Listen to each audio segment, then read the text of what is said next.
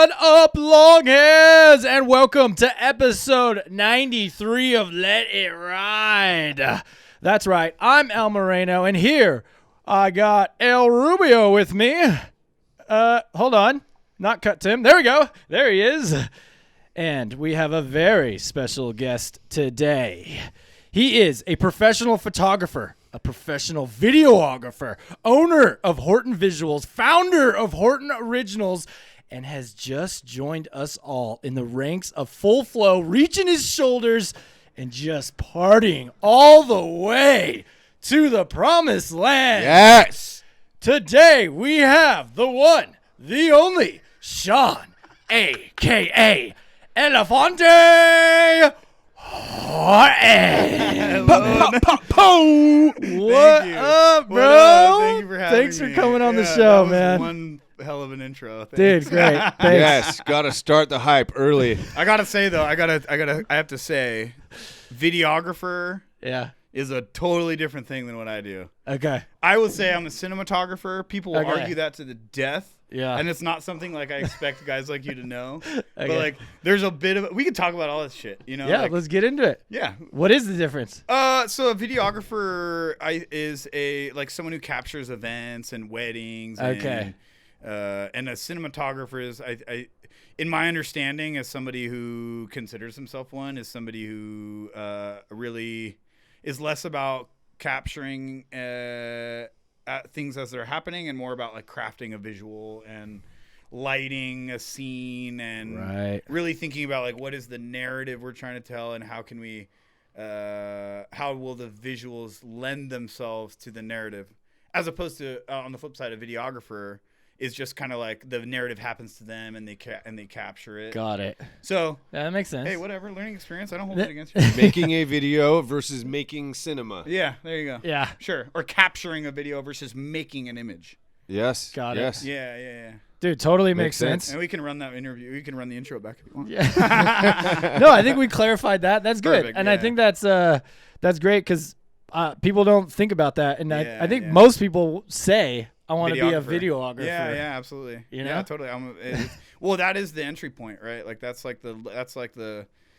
where you start. You're a videographer. You capture the moments as they happen, whether it's weddings or events or engagements or whatever. Like the point of entry for a lot of guys, it was my point of entry was weddings. And Okay. So we started as wedding videographers. Yeah. Yeah. You know? And then we moved into like commercial cinematographers. Okay. So there's like the transition between like events happening and you capturing them, and then like crafting the event to make the visual match the narrative. Have you noticed too with like your client work that's important that it says, on a pitch or something that it says that like I think- cinematographer versus No, I think in the world I'm in, it's already there. Like the language is there. It's established. Okay. Like in our world, it's kind of like when Yeah. you get into the commercial documentary kind of space, and even documentary, like that's another thing because like documentary is happening around you and you're capturing Right. it. But like so then we can talk about like, well, what is a documentary cinematographer? And like what is versus just a videographer, like Documentarian. yeah, or documentarian. There's all. I mean, like a lot of these things are interchangeable, and a lot of it is just ego, straight up. Like don't fucking call me a videographer. I appreciate the distinction, though. It is like No, it's good. it Yeah, absolutely yeah. makes sense. Illustrated that way. There you go. Yeah. Well. Totally. Love it, man. Well, that's good. That's great. I'm sure we're going to dig more into your career in a bit, but I think we got to kick it off, man, and just get into the hair here. Let's do I it. mean, your flow is looking fantastic. It's our understanding that this is the first time you ever had it this length. It So is. what has your hair journey been, and how, what have you learned? How you feeling about it? And where you at right now with the hair? I'm here. Where I'm at right now is about here. Yeah. And my hair journey. This is the longest my hair's ever been. Hey, let's punch that Am I mic a just little- a little bit. There you Hey, go. hey, That's check, just check. a little 1, bit 2. closer. Yeah. So yeah, it's the longest my hair's ever been. I never thought I would ever grow my hair out. It was never like a thing, Okay. And It wasn't until a couple years ago, and he was my barber of 7 years. He passed away from complications with a standard knee surgery. And Really? yeah, and when he passed away, I just was, a barber relationship is a sacred relationship. They are they can be your mentor, your therapist, your sounding board, Your confidant. and when I lost Sean, his name was Sean as well, Sean Murphy, rest in peace, great dude. It was just one of those things where it was like, well, it's really hard to find a barber. Like you're gonna go to like Fantastic Sam's and get a shit cut or Sure. whatever. But like, it took me a good year and a half to find a guy who like knew my head and like gave a fuck and like, and then it was like, okay, you know what? I'm just gonna, the hair is what it is. Let's let it ride.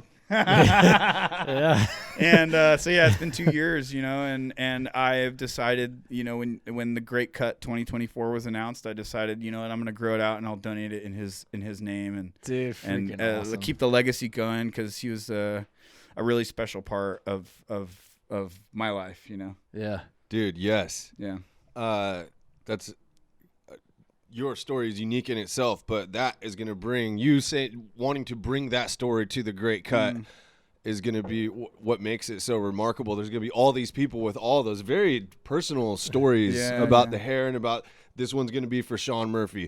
His presence is going to be there at the Great Cut. Yeah. And there are going to be many, many others with stories like that as well. And everyone being together. That's how it was at the first one. And I'm sure it's just going to be exponentially even more.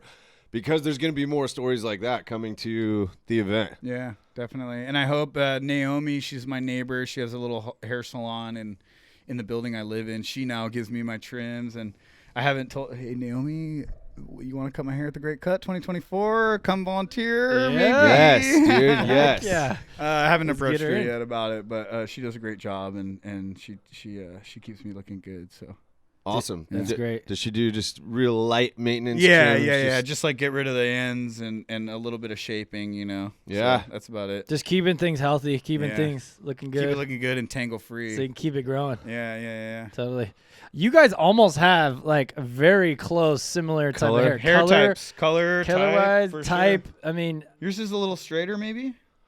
I don't know. It's as straight as We'll it gets. see. If you have any wave in yours, I have then a tiny bit of wave. I have virtually zero. But I actually was looking at your hair, can, and I was like, It's like a little. I don't know if exactly you the can see same. it. They get a little wave on the under. sure. Dude, the stuff underneath undercarriage. in the back, like on the nape of your neck, is at least for me. And I think we have pretty similar hair So type. thin. It gets a little bit more like nappy. Yeah, That's where it tangles, is in that back for sure. part. Yeah. When I get keratin treatments, that's where she focuses on to really get that Okay. stuff, and then it's just like That's the next step, smooth dude. I like haven't been there. butter. Oh my gosh, but yeah, that underneath spot Yeah. is all a that problem. baby hair, It's a dude. problem It's all the area. little baby hairs that like so thin and they just like with all the oil. Yes, Yeah, totally. Disgusting. try to hook in there. So what else have you learned about? I mean, that seems like something you just, you're finding out. while Okay, you're so going through hair it. What- journey. Yeah. Sure, like what I'm learning. I have very fine hair, which you never really know, right? Until like it gets to a point where you're like, I can hold the extent of my hair in like the size of a dime. Like all my hair, I can just like I'm like, shit, it's all still there. Am I tripping? Like, and then learning more about hair, like the difference between thin hair and fine hair. And like, I have fine hair. It's not thin. I got like a full head. Yeah. And then like, okay, how do you care for that? And, and brushing and detangling and co-washing and intervals and being aware of the oils and not to overdo the wash so it doesn't overproduce and brush consistently. All that, I'm learning a lot. Yeah, for sure. And the YouTube channel's been fucking paramount. Nice, dude. Dude, I Great can't to tell you. hear. Dude, okay, funny story. I was at my friend's, a friend of mine's house not too long ago for dinner, and his girlfriend, I can't remember what happened. We were going to do something, and I went to go put my hair up. And I put my hair up, and she's like, I just hate how fast you just put that bun up. And I was like, really? She's like, yeah, I can't. Like, it was perfect. Like, and And I was like, let me show you. And then like we did a little thing, and like I literally like word for word the tutorial, like a fork through spaghetti. And then she was like, oh my God, it fucking works. Yeah. Yes. I'm like, yeah, dude, these dudes, man, these dudes are crazy. That's awesome. Was that the same night that you did the whole weight test and everything? No, that was a different night. We still haven't put that out yet. We can talk about that after this. We've been saving that though to hype up this podcast. Okay. Because that would be a cool little Instagram hit. You want to talk about that? Well, no, actually, no. I want to stick on your hair journey because there's something else that a lot of guys, talk about, and it ties into their identity or their feeling of like, once they finally had long hair, they kind of felt like they were more comfortable with themselves. Or everybody has kind of a different story in that realm, but it's bigger than just the hair or the maintenance or all the things we just talked about. It's more of like an internal feeling about yourself, and maybe even like your career was on the same path as that hair and like whatever. I don't know. What is your story in that kind of space? What does hair growth mean to me? Yeah, essentially. I think so. To start with, like the feeling, I feel like I am growing into myself the longer my hair grows. Like I'm becoming more of myself. Nice. And I think that may have something to do with just the like as humans, like we were never meant to cut our hair, right? Like tools didn't come around till who knows how long after our existence, and like before that we just let it ride. And so I feel like, and I've had this conversation with other folks who are growing their hair, who are like, man, yeah, my hair is getting longer and longer, and like I just feel like I'm like more of myself. Like I'm literally growing into myself. Yeah. And yeah, I think we can talk about like the culture behind short hair and why long hair was looked down upon, and all the little nuances that go into like American culture around hair and how it has to do with oppressing native people who had long hair and keeping them out of certain, like all these, these markers, these cultural markers from certain groups, and America's journey into now becoming who we are, and like the stifling of cultural identity. Hair plays a huge part of cultural identity for a lot of people. Yeah. And we've squashed that. It's like you think back to the 60s, like hippies cut your hair, like hippies, that that was coded language for other shit. Right. And so yeah, man, I think it's long hair, man. I think it says a lot about a person, and I think it is I think it can be a tool for self-discovery and really like going back to your roots, like myself as a Scandinavian guy, right? Or indigenous folks, or fill in the blank, dude. Right. Like every culture, like identifies with, like, hair is a big part of every culture, and when we take that away, we're separating. And you guys do a lot of work for advocating for kids, it's bodily autonomy and like identity, and like, you like stop controlling bodies. Like it's all, it's the intersectionality of it all is very important to think about. And so that's part of my hair journey too, is thinking about all those things too. It's awesome. Dude, it's super fascinating. That's just, haven't heard it quite spoken that way. Everyone articulates it maybe in their own little way, but hearing you using those words, it resonated with me immediately, even like to back growing my hair out for the first time. And then going into like the cultural identity part of it and the cultural cues of it being a counterculture in the 60s or other groups, just really hit it there, man. That's part of the beauty of this podcast, is hearing different people talk about their experience with hair or their perception of growing their hair out and what it means. And it's great to hear it, man. It's just great to hear it. It's great to hear a different voice. Kind of, we're all speaking the same language. Yeah. It's all about hair, but it's all, there's so many, the nuances and overlap is awesome. Mm-hmm. And the cultural, how it kind of goes beyond race or culture or region or anything. We've sat down and just talked to all kinds of other people, and everybody wants to tell their story about their hair journey. Whether it's their internal personal story or of how it was like they got brought up in it and it was part of their family, or that it's religious, or we've heard it all. Like, and it's powerful stuff. So, freaking nailed that. Hey, to that point, what if, so every person we've had on the podcast has told us about why I decided to grow my hair out. Right. So everyone has some story behind that. What if it was flipped, and what if it was the other way around, and we all just, as humans, we just grew our hair. It wasn't a thing to cut our hair. And if you saw someone with their hair cut and shaved on the sides, you'd be like, whoa, what made you decide to cut your hair? Are you okay? Are you all right? What? Did you hurt? That looks like it hurts. What is your thing? You cut that? You cut that off? Did it hurt when you cut it? Dude, were you bleeding? Oh my God, man, did that hurt? You broke off a just part of in yourself. a different world, in a different That's interesting. galaxy somewhere, they're asking. So, I decided to cut my hair because, Imagine the first person to cut their hair. I know. And why? And why? I guess it was probably getting tanked. Like the lions were probably. It was like they were running away from the lions and. Well, even when like tribes and stuff would battle each other back in the day, like, wouldn't that be one of the first things they would do if they like captured someone? Would scalp them, right? Cut their hair off. Yeah, cut the hair off. Yeah. So. Yeah. And then it goes deep in all different cultures. Yeah, it goes back even further. You want to talk about even Samson in the Bible, right? Right. Like I'm sure you guys are familiar with. Yes. Yeah. Yes. You know, it goes hair as power goes far back. Yeah. You know, even before the Bible, long before the Bible.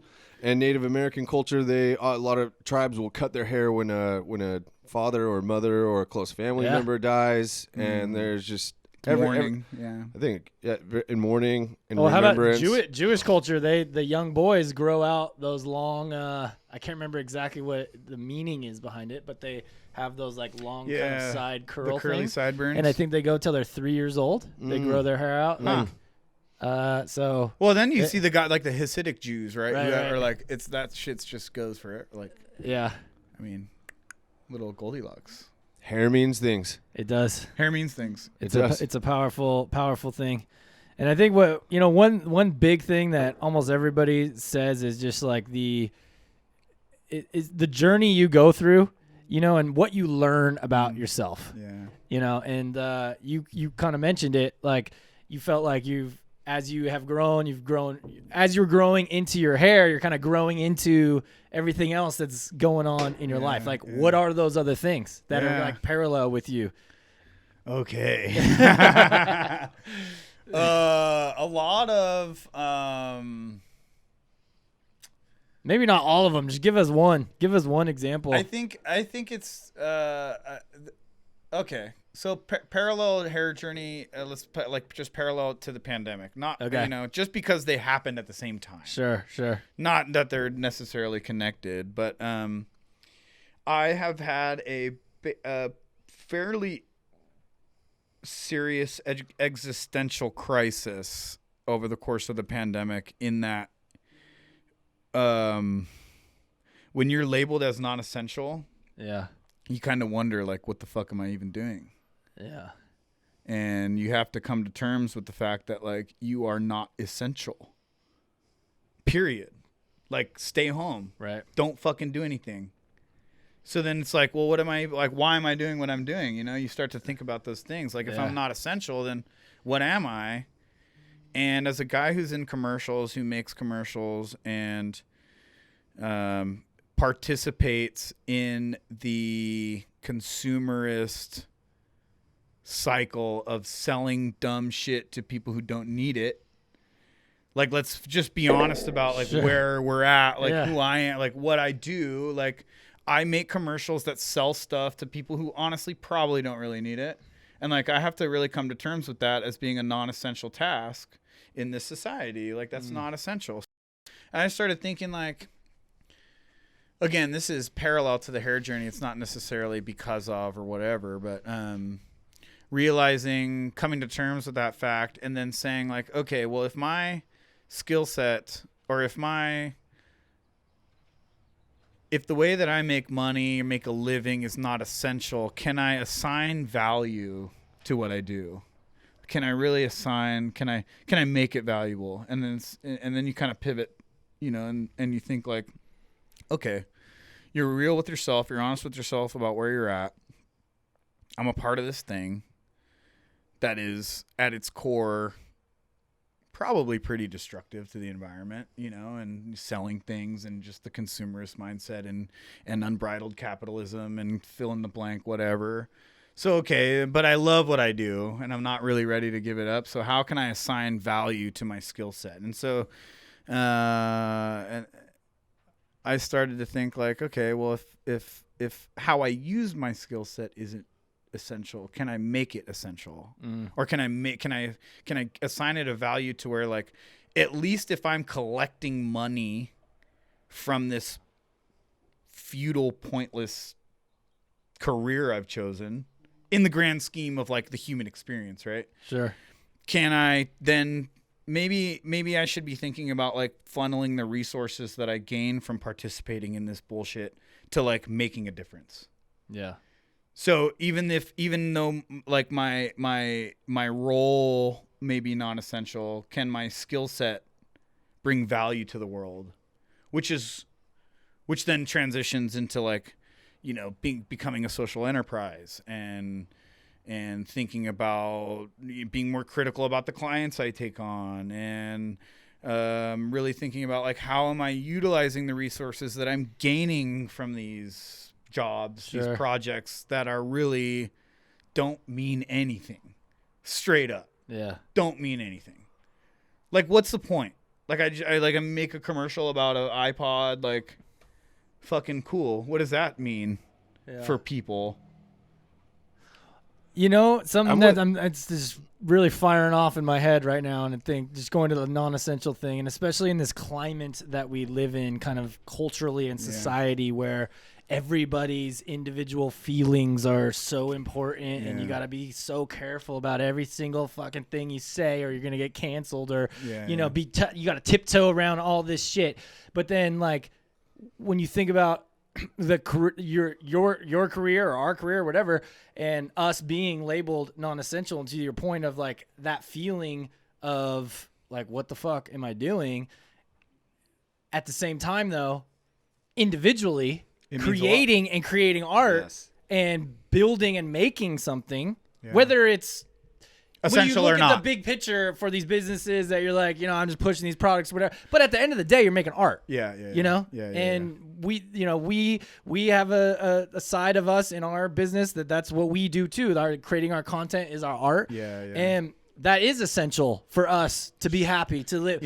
And in the cultural space we're in, where everybody's fucking little feelings and everything matters so much, like, we'll just shit on all that. You can't say shit. It's just a fascinating. Like, it is, and it's nuanced, and again, and to your point, I believe if we talk about like the hierarchy of needs, right? You reach the pinnacle of self-actualization, being able to think of a thing and then make it like a thing. Real. Like, make it real. Like, come out of your head. And like, self-actualization, if that is in fact the pinnacle of human existence, then making is good, creating is good. And I hear that 100%, and that's great for the individual. But I think also as individuals, we need to consider the way we move throughout the world. What does it mean to create? Like, if I want to make a t-shirt, like, that might mean something to me, and that's important. Self-actualization is important to my being.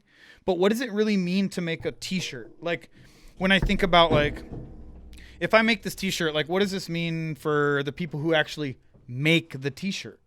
Am I spending my money in a place that's like, throwing money into sweatshops and plastics into the ocean? Like, yes, create, make as much as you can, because it's very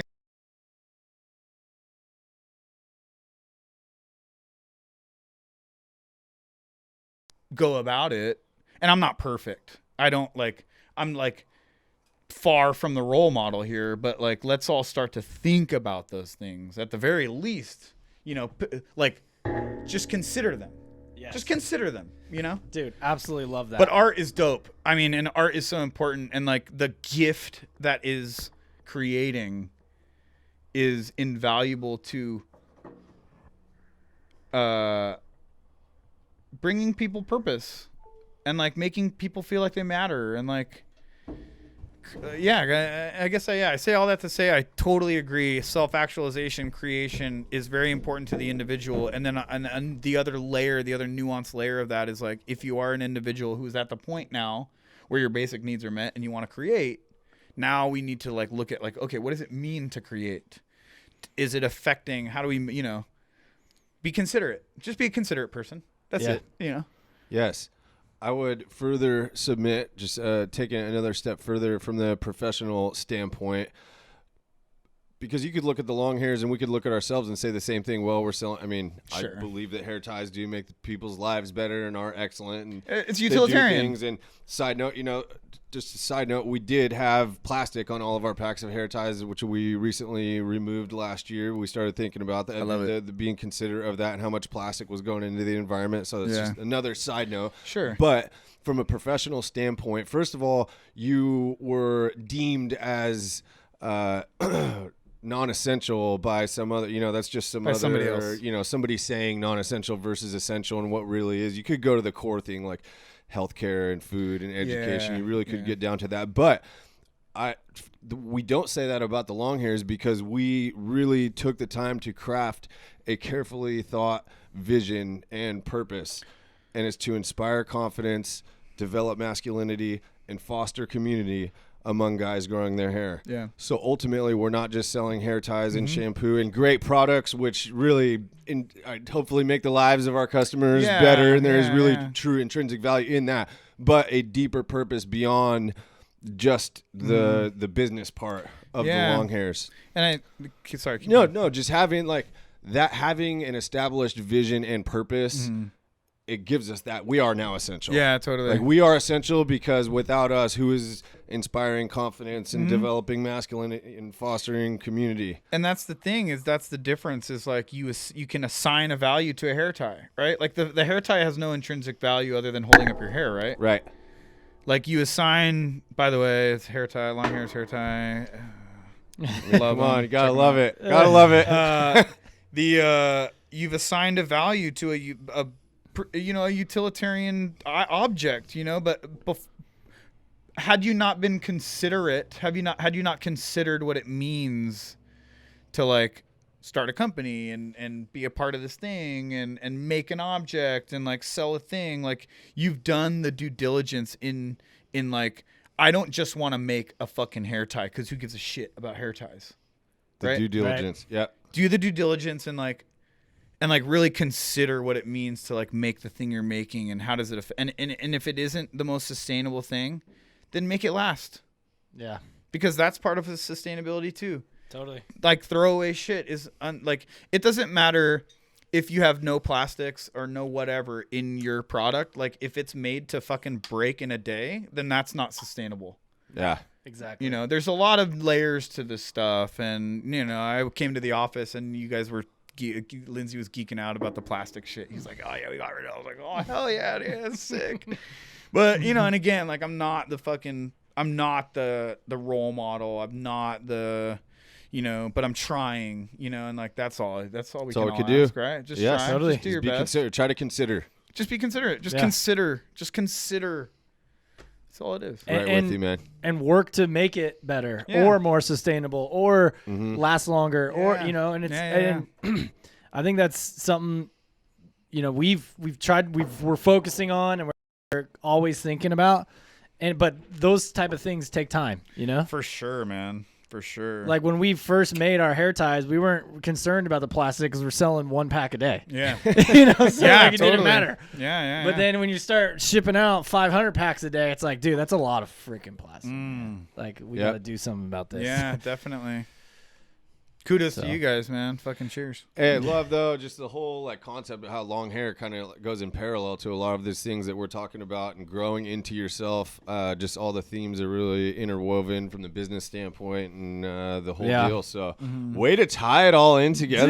Dude, way to tie it all in. So on that point, I want to get a little into a project you just started, Horton Originals. Yeah. This is very cool, dude. When you talk about giving back and like trying to look at how you could influence or tie more people in or do something good with what you're doing. Yeah, I mean, I feel like you are really doing something great here with Horton Originals. So tell us a little bit about that and like where you see it going. And we're excited because I think we want to do a collab with Horton Originals. Hell yeah. Okay. All right. Yeah, Horton Originals, man. So Horton Originals is the sort of like my playground. Like Horton Visuals is my production company. Horton Originals is like the do whatever the hell I want, not be boxed in by like I have to make a video for it to be relevant to who I am. Yeah. Horton Originals, kind of. I'll talk about first Horton Originals as a company, and then I'll talk about philosophy. Okay. So Horton Originals as a company, as a subsidiary of Horton Visuals, is the design side. It's the product side. It's the filmmaker's product side. It's my place to not be boxed in creatively by a medium. Being like filmmaking or photography or whatever. Like, so I've been really diving into a lot of design and or by a client. What's that? Or boxed in by a client. Or boxed in by a client. Yeah, absolutely. Or whatever the parameters of a project that you are taking on as part of your business. Exactly. Do whatever you want. The do whatever I want place, you know? So Horton Originals is really the spot where I can like, you know, I want to make some stupid little fucking drawing that like no one will understand but me. You know, I don't care. I'll put it up there and like it doesn't matter. Like it's, you know, a lot of it is very filmmaking focused, but I'm not boxed in by the medium of film or video. Okay. And so I can start to incorporate the art side, the design side. I can collaborate with other designers. I can bring in, you know, on the philanthropy side, like a beneficiary, a fiscal partner, or whatever. So it's really Horton Originals on the like consumer facing side is a filmmaker's brand, and the whole goal is to like elevate our sensibilities as a industry. As an industry, we're very we're an old school industry, you know, like we're Hollywood. We're ingrained in this, you know, like you walk on set and like dudes are in Panavision t-shirts and like, you know, like the guy making YouTube videos doesn't connect with Panavision, you know, like he doesn't get it. Like Panavision, what 70 millimeter? What the fuck is that? Like I make YouTube videos, and as much as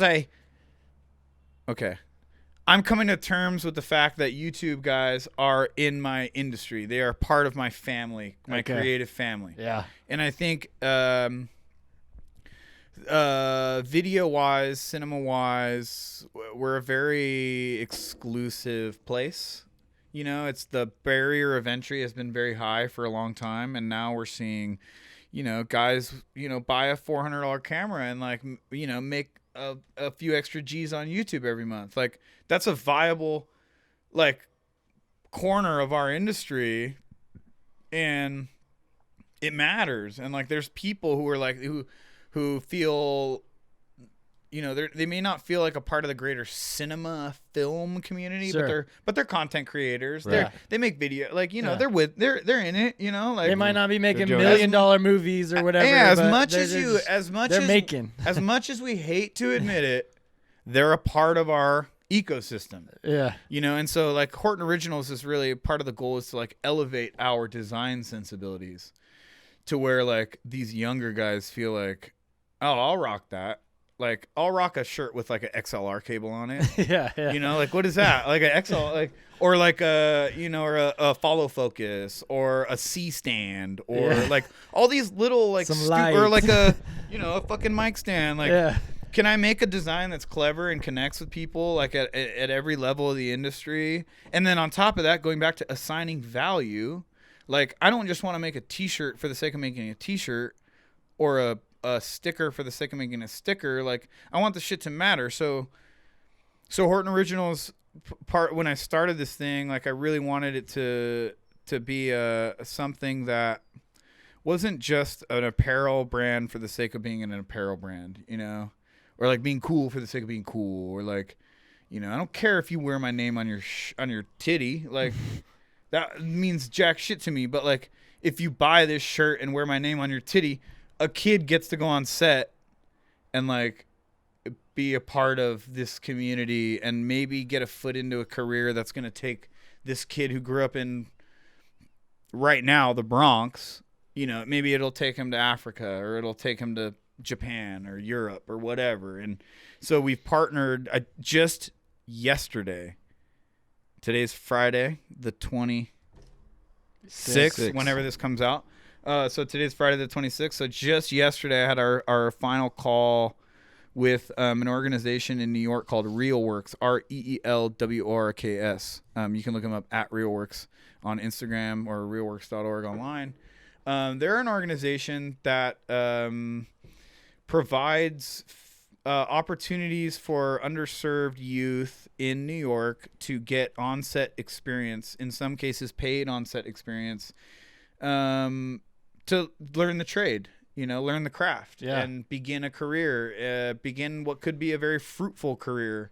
And, in a place where, in a city and in a industry where the barrier of entry is very high, these guys provide a leg in, to folks who otherwise wouldn't have one. And so we've partnered with them. RealWorks. And 10% of your net profits. So there's some layers to the monetary stuff as well, which we'll talk about. But first I want to say thanks to Mia Gonzalez, my friend. She's an account director over at classy.org, which is helps match nonprofit organizations with fiscal sponsors. Classy.org. CLASSY. And they're a San Diego-based company, downtown, classy.org. And so she's a good friend of mine. She's a neighbor from Barrio Logan. And I asked her, like, hey, could you, like, I'm working on this thing. Like, I want to make it matter. Like, what do you think? And she's like, I got this organization from New York. We just signed them on Classy. They do all this stuff with film stuff. Like, let's get them on a call. Let's talk. And that was about a month and a half ago, I think, was our first call. And, we've since, drawn up an agreement. In terms of the agreement, we're going to go for 6 months. And I'm excited to see the response, not only from the film community surrounding the designs, but also to use that, again, going back to value, and it being in an industry that, at the end of the day, if we're honest, doesn't really matter to, like, advancing the human condition. So can we? I don't know. We can argue about that for sure. We could totally. Filmmaking as a whole, right, is a very powerful medium. Yes. But I'm saying commercial advertising, right, as a whole, being a part of the commercial, like, that world. And I'm ruffling a fuck ton of feathers right now, and I understand that, but, like, let's be critical about ourselves and where we operate. And so anyways, like, the whole goal is, like, hey, if you're feeling this way, if you feel like I do, if you're a part of your industry, you feel like I do, you can buy into this thing right here that, like, connects with you, not only as a part of the production community, but, like, makes a difference in a kid's life. Yeah. And can bring them into this industry, again, that really doesn't really matter, but, like, provides, which is probably where you guys are going, right? Provides a way out, provides a ticket to the world. Yeah. So yes, there's value to our industry. I'm not saying that there's absolutely no value, but, if there was no value, I wouldn't be giving money to an organization that got more kids into it, right? But sure. Yeah.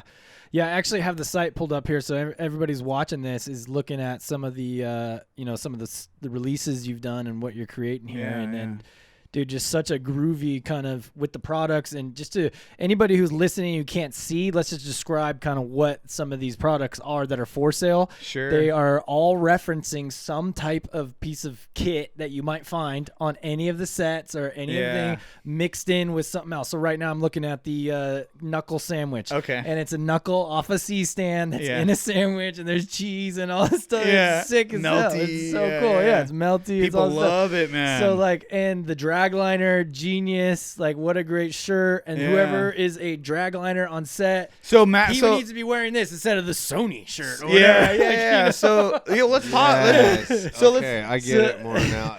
So we'll talk. So the knuckle vision. sandwich. So that knuckle is Yes. part of a stand, and I put it in a sandwich, and it's a reference to a knuckle sandwich. Yeah. Sorry, bump the mic. And then the drag liner. So there's a piece of gear on set called a mag liner, which is a production cart. Okay. You know, and so basically what I've done is I've taken the mag liner and I've outfitted it to look like a drag race car, and I call it the drag liner. Yeah. And which is actually, you know what? It's on my shirt. I have a shirt. We just got these in. Yeah. I have it on the screen for the Perfect. folks So watching. people are gonna but describe it pull it up. audibly too. So the mag liner is a production cart, and basically what I did was I put 2 C stands on either side, and the C stands have 3 legs that all kind of line up, and I've angled them in a way that makes them look like exhaust pipes, like you know, triple tip, gnarly, wah wah, you know, and then hot rod, dude. Yeah. And then I put a flag, what's called a flag, as the spoiler, so it's kind of hanging off the back end, and it's secured by a ratty little roll of paper tape, barely holding it on, and then there's this is a shout out to the left-handers in the audience who are filmmakers as well, who wish they had a left-handed camera. So I have what's called the right-hand drive Horton cinema camera on the mag liner. Okay. Basically emulating a blower, like a big hot rod blower. Yes. And so it's all the controls are on the right side because I'm a lefty. Okay. But as a lefty, like, you know, we write with the left hand, but all the cameras go on the right shoulder. Yeah. And you then know, so all the operation. Yeah. So like, man, how dope would it be to have a right hand drive? Wow. So there's a lot Game of changer. little weird tie-in, like niche, very niche. And then like the little follow focus thing, the grippy thing I did, like that's really a reference to like my first job on was a camera. My first job, like on a TV set, really, was as an assistant camera operator. For my former boss Matt Mangum, we were shooting a NBC show, and the AC assistant camera's tool is a follow focus. They keep the focus of the camera, so they have this little remote. So it's a reference to like my first job on set, as well as like being ADD, ADHD, and like not being able to hold my focus, so the whole thing's melting. You know, so like love focus falls apart. You know, It's deep, thoughtful design. It's thoughtful design, and that's the goal, right? It's and you're sketching this stuff, or these are collabs with other artists. So I started off hitting up dudes on Fiverr to kind of give me the baseline, like, hey, here's a reference photo. You send them a reference photo, like, can you give me the outline of this? I wasn't familiar with Photoshop, InDesign, Illustrator, whatever. Can you give me the outline of this? And then I put the flavor on it. The sauce. The sauce, if you will. The Horton sauce. And so it started off like that, and then it was like, man, it got expensive, dude. Like even when you're hiring guys from Bangladesh, you know, it's like $40 a pop, and you're like, fuck, I want to do 10. I could continue to spend this, or I could invest a little bit and like learn the tools and really dive into a medium that I felt I was not qualified to enter because I never was a designer. But I was like, you know what, man, fuck it. I'll buy an iPad. I'll get on Procreate. I'll start messing around. I'll watch some tutorials. You know, I ordered the iPad. And you just draw basically in Procreate, right? I ordered the iPad, and I spent the 2 weeks waiting for the iPad to come in, watching Procreate tutorials. Okay. Yeah. And just like getting acquainted with the thing before I even had it in my hands. And then once it was in my hands, it was like, the learning curve. It's such an intuitive program. Procreate, shout out, not a sponsor, but dope program. The learning curve is so steep. It's so intuitive. Like, it was the knuckle sandwich came about in 4 hours. Wow. Whereas like I had the idea in my head forever. And then it was like, okay, I'll take a photo of a sandwich and I'll take a photo of a knuckle and then I'll overlay them and then I'll trace it. Yeah. And then I'll throw like our brand colors in. The yellow is really the Horton, which is a reference to the Golden State. I actually picked it with an eyedropper off Photoshop of a photo of a sunset that I took years ago. Nice. So it's all very San Diego, very Southern California production. That's why we say on the website, born on set in Southern California. Yeah. Everything about it. I'm here. I'm from San Diego. I'm a production guy. Love it. Colors, the designs, everything screams Southern California production. Yeah, dude. Yeah. Comes through. Cool. Dope. So Glad sick. to hear it. Kick ass. Anyways, that's Horton Originals. That was a long answer. Sorry. No, don't be sorry, dude. It's awesome, man. It's awesome. And it just goes back to what we were talking about earlier. Just building, creating, finding that. Yeah. So for you, you're doing with Horton Visuals, you got the clients, you got all the stuff, you're doing all the commercial work, all the stuff. Like when you get to this, it's just an outlet to just have some freedom or something? It is. That's kind of what it started off as, but I also have a really hard time keeping hobbies and not trying to monetize. Okay, so for a guy who makes stuff all the time, yeah, right? You get ideas and you execute them and you get paid for it. Yeah. How do you balance that on the day-to-day when you have hard days where you're like, fuck this, dude, I can't get going on this, or what, how do you bust through those? You don't have those days. You do have those days, but those can't, you can't let that get in the way. Work needs to be done regardless of whether you're feeling it or not, and yeah. I'm doing a project right now with my buddy Jeff. We're co-producing it, and it's about a guy, Andre Rushing, who's an artist, and he'd hate me for calling him that because he calls himself a craftsman. He's like, I'm not an artist. He's an incredible oil painter, incredible, top 3% in the world. Insane. He's here in San Diego. He teaches a class at Queen Bee's. Look him up.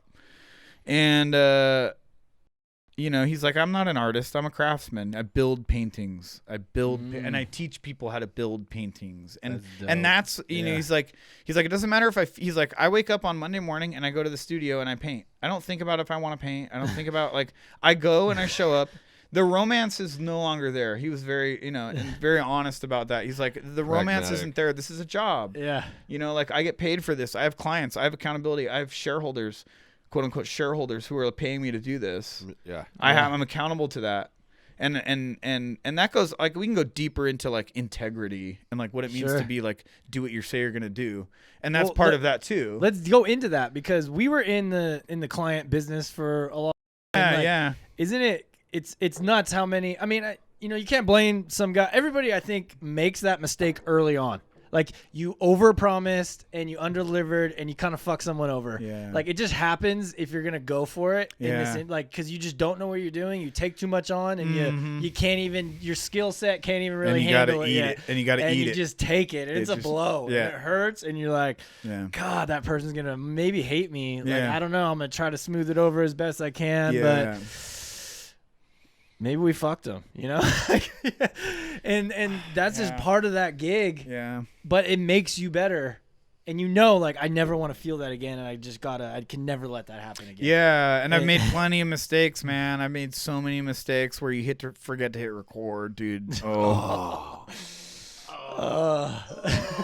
Dude. And you imagine doing that. Imagine get it so good. You got exactly. Imagine doing that at a wedding. Yeah, there's no hey, let's run it back. Let's run it back. There's no run it back. And there's no there's no coming back from that, dude. There's no redos. I missed the first kiss. Dude. And that's happened, man. That's I can think of twice, I think, in my wedding career. And I worked for a company called 4120. This is a shout out to my guys at 4120. Production company. 4120 San Diego. I would argue that we were the best wedding studio in San Diego at the time when we were running. It was, we were doing some really incredible work together. The guys, Steve, Ryan, Shane, Luke, Matt, Scott, small crew, and Megan also was in our office. She did her own thing, but she was in our office. Shout out to Megan. Man, yeah, I've made so many. There was a couple times where it's just like you can't, like, you got to eat. Thank God there's another angle, but like you're the one straight down the barrel down the aisle. The money well, the shot, one with the money, like on the long lens, fucking beautiful. I love you so much, and you miss it, dude. It's the worst. Devastating. And then you end up in the edit, Gut and then you punch. think you can get away with it, right? You're like, I'm just You're not going to say anything. Follow them around all night. Hopefully catch another. Yeah. But you think you'll get away with it, right? You don't mention it on the day of. But then like, Steve or somebody who is like editing the wedding, right? And they're like, "Did we get the shot? Who's on that? Who was on the long lens?" And you're like, "Fuck, dude, me." No, I'm not don't seeing. know. I'm not finding the shot here. Did we not download all the? No. Did we not get off? The folders are not synced. It's still syncing. It's the worst. It's still syncing, guys. Yeah. The ship is sinking. So yeah, that happens, man. But yeah, sometimes those things happen, and you just have to, I fucking fucked up, and I haven't always been that guy to own it at the get, from the get, and because you're scared, you're young, you're scared, you don't want to fuck up, new crew, whatever. Yeah. Luckily, I've made that mistake. Limited number. No more than a dozen times. Enough times to know. I would say no more than a half dozen times. No more than a half dozen times. 25 Dude, times, like yeah. once is enough to crush your soul. Oh yeah. And then number 6, you're like, okay, dude, if I do it again, I'm quitting. So next time I do it, I'm fucking quitting. I'm out. Dude, Jordan crashed a drone his first 10 minutes on set at the IQ Power Tools. We can't pick on Jordan. No, we've all done huge fumbles. No, that's part of what. He crashed it when? 10 minutes into what? So we're on a shoot. This is when we were doing our round 2 thing, and how we all learned. Our biggest client was IQ, and we made plenty of mistakes individually with IQ, but we also did some great shit. Yeah. And honestly, I can't thank that company. I think really sharpened our teeth a little bit, and Major. you look back and you can be like, wow, it was nuts, the conversations we were having with it and all that. But like, I don't know if we really would have been able to like run the long hairs if we didn't get some of the experience we got with that company. Failures. It was like every time we had to go to Moreno Valley and like go there, it was like, yeah, we're going into like the mix, like we're gonna like. Whatever we're going to be sitting down with the CEO, president. We're going to be sitting down with the 3, top 2 or 3 people. We're going to be deep. We are deep into deeply involved, and they're communicating with us like intricate, deep, dark things of the business. Yeah, they're like, "What's your millions of 3-year projection?" Dude, there's millions of dollars running through just getting burnt over here or making over here, like all these things, all these employees and in this innovation department, and like what they have gone on to do is unbelievable. And I just feel like awesome we had a chance to even work with them. But to go back to Chris's original story, I have this idea like, hey, we're gonna do IQ's new commercial, like their new saw is coming out, and we're gonna do it. We're going to shoot it with a drone. This is like right when those DJI phone gimbals came out. Okay. And like the iPhones and the Androids, like camers were like, that's what they were fine. At the time, they're awesome. And so I was like, hey, we're going to shoot this whole thing with cell phones. We're going to use the drone. And we're going to use those cool gimbals because Jordan had one and I had one. And we had 2 drones on the set, right? Yeah. So guys were hot shit. No, not really. We were just pulling it off. Like we were like, we're going to pull this off. Like, and it's going to be cool, And it still stands to this day. It's like one of the highest viewed videos on IQ's. I got to see this. Kick ass. Kick ass. Okay. So anyway, long story short, we get to like our drone segment. We're like, okay, plan is let's get 2 drones. We're gonna have this guy walk over here. You're gonna work on this. Like, we'll fly them on opposite sides of the job site. That way, you can kind of get like So all this extra, stuff. So, dude. like, I know. We're like, but it was cool. We had 2 drones. Like, why Yeah, not? fuck it. Why not? Fly them both. So we're fine. We're getting our drones ready and everything. And Jordan has like those VR goggles. Okay, yeah, of course. So he snaps his VR goggles on. I just and he's posted a picture of dialing me in. in some of those the other day. Dude, and he fires the drone. So it takes off and immediately it goes up like 6 inches and just goes No! dude, full pinned one direction. I think what he thought, like he was gonna go full pin up, right? But he accidentally also went to the side. So he got both thrust and angle. Oh, So he's going at like this diagonal upward angle. Sarah, the marketing manager of their whole company is literally standing right there. The drone is going directly at her. But there's a forklift right there. And the forklift has like something was hanging off of it or something, and this thing just goes bam right into the forklift, drops down to the ground. We're like, dude, the drones. What are you doing, man? Like, looking at it like, bro, what are you doing? Oh, Jordan. Job site. He was like, oh man, Job site, dude. Everyone's got hard hats on, Fucking right? marketing Yeah. Oh, hard hat, dude. guys over here. Anyone's just waiting for an accident. Yeah. If an accident if that would have hit Sarah, the job site would have been shut down. OSHA's coming in. Oh, dude. All this stuff, You're non-related. screwed and sued. Completely not even related to the job. Yeah.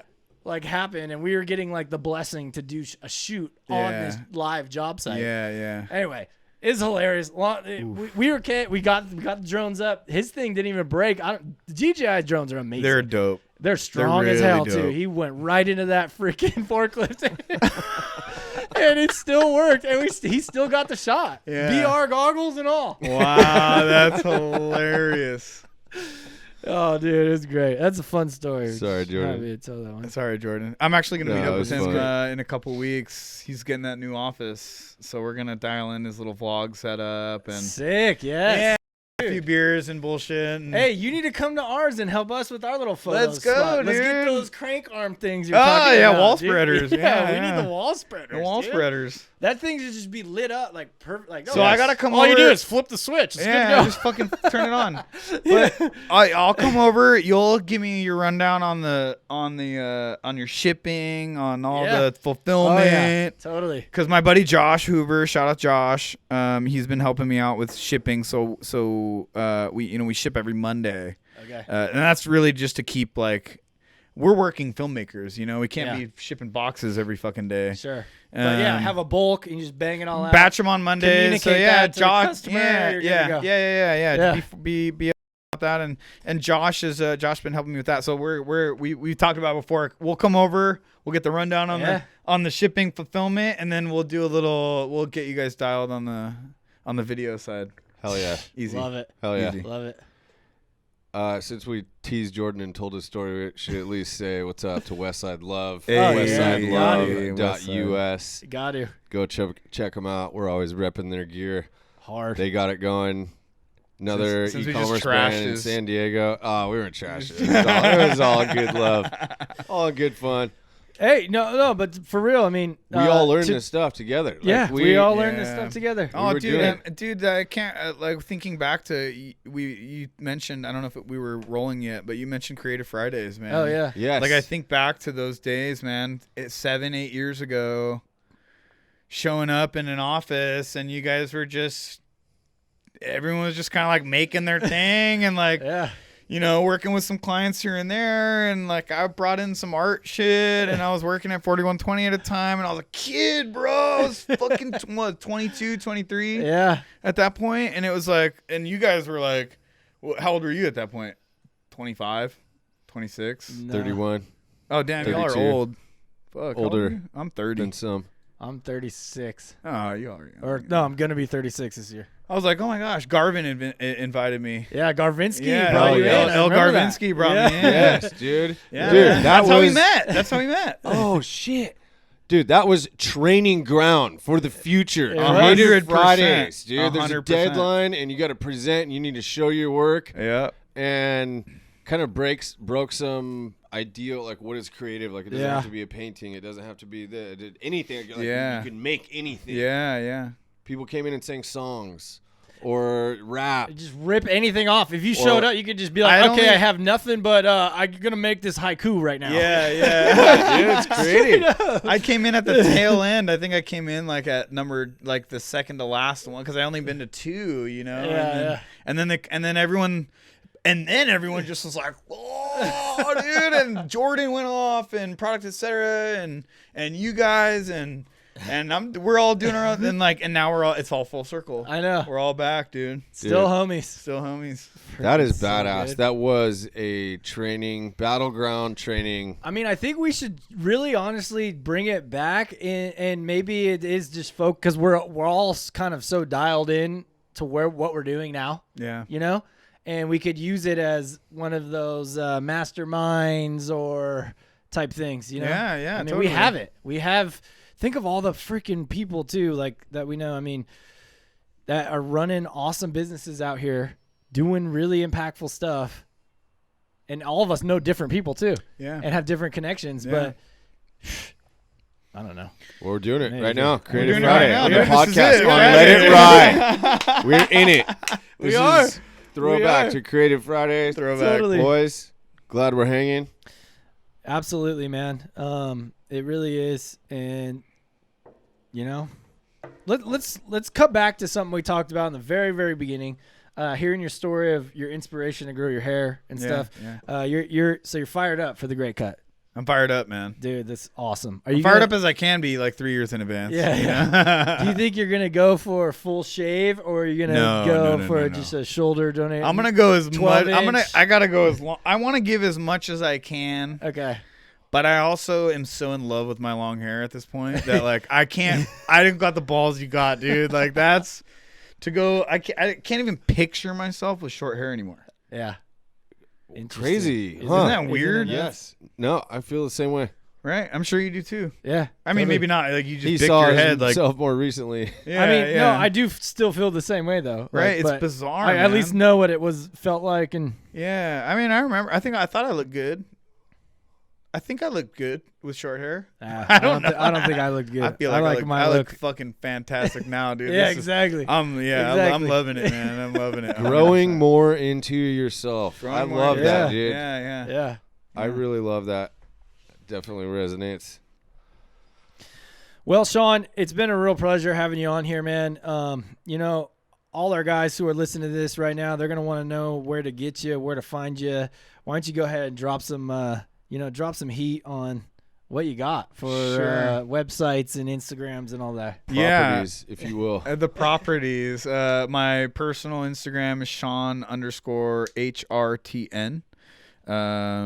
And you can find Horton Originals at Horton Originals. Okay. At Horton Originals on Instagram and as well as on Facebook. You can find my production work at HortonVisuals.com. You can find the brand work at HortonOriginals.com. I know a lot of Hortons. Horton it up. And Elefante. I do before we dropping wrap. Hortons everywhere. I know, right? I kind of want to talk about the name type of thing before we wrap up real quick. Like I understand it has this kind of like self-serving, pompous kind of like, oh, my name, like put your name on everything. And I just wanted to speak about like what it really means to me to like put my name on something, and like being, like I said, like I'm adopted, you know, like the kind of irony is I'm not an original. Like I'm not a Horton original. And like really learning about like what it means it's really since my father passed away a handful of years ago from cancer, and seeing his battle and seeing like him just face that shit fucking head on, dude. It really, you know, you wonder as a kid who comes from a family you don't know, a place you don't know, like you really wonder what it means to like connect with your namesake. Yeah. And that was so powerful to see, not only how my dad just fucking powered through that shit till his last fucking breath, but to then watch my mom pick up her life and start over It's like, that's it, dude. That's a Horton. You know, and that's I'm not an original. I'm striving to be this. Like, I'm striving to live up to this Horton name every single fucking day. Dude. You know, and that's what being a Horton is. We're strong, we have integrity, and that's something that I like. I'm not putting my name on something because I want everyone to be like me. I want everyone to be like a Horton. I want everyone to like I look up to this name, you know, like it's something I strive for every day. Yeah. To stand for integrity, to stand for to consider other people, to stand for compassion. You know, all of which I have failed at miserably in my over the course of my career and my life. I've let down my friends, my family, you know, countless times, and I've seen what it means to like be a Horton.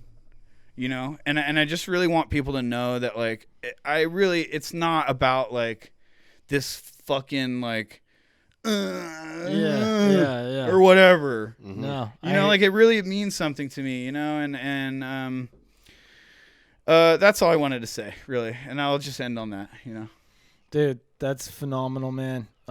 Really feel that, and can't understand your life's journey and perspective, because you've been through it all, and feeling of living up to that name, like the way how you've presented that with like such power and just like the love. And that's the one word I think you missed out of everything that you're saying of like why you want to be a Horton, but it's the love, right? Yeah. I mean, isn't the original, it all comes from love. Yeah.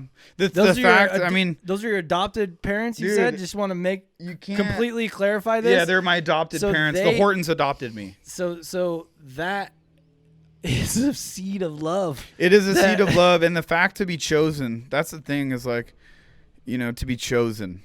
Yeah. You know, and to be loved through that choice.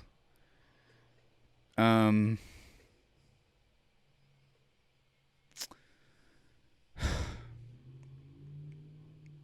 was a hard kid to love. Sometimes. But they did. Fucking angels, man. Fuck. Like, anyways, Hortons are fucking sick, dude. And I just want to be that, you know, like I'm trying, man, every day, you know. Dude, it's so beautiful, man, and honestly, really thank you for sharing that, opening up, and just love to hear it, and it's just count our blessings, and I don't know, I didn't know that about you. Yeah. Like, I had never heard that, and I don't know, just makes me feel so spoiled. You know? Like, the irony is like I feel like I'm the spoiled one, you know? I feel so lucky, man. We all are, really. Like, we're all lucky. And that's the whole thing, is like we're all so lucky. So stop acting like you deserve all this shit. Yeah. And like, let's do this shit together, dude. Because we're all so fucking lucky, man. It's just be a good fucking person. Yeah. You know? Totally. That's it. That's it. Be considerate of others. Practice the golden rule. Yeah. Treat others as you wish to be treated. Yeah. I think that's a good place to end it. Yeah. I mean, we can't top that. Hey, thanks for having me. Friday afternoon, boys. We're bringing back the Creative Friday vibes here at Horton Visuals and Horton Originals HQ on a late February Friday afternoon in San Diego, where it's a chilly 62 degrees and dropping fast. Get it on me here for a second. Speaking of San Diego, let's just say what's up to Finn and Ink. That's our boys, the original tattoo lures. We have a limited number of the mane and tackle box featuring Finn and Ink custom tattoo lures. Just want to say what's up to those guys. We did a kick-ass collab with them late last year. We're gonna be doing another And sick it's fired up collabs. right now. It's back out there. We It's got firing a it. second half of this Damn. release. Restock, huh? Yeah. That popular. Yeah.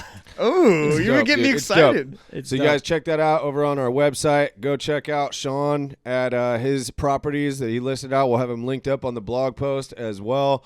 And just brings us always back around to just keep letting it ride. Absolutely, man. Powerful stuff today, Sean.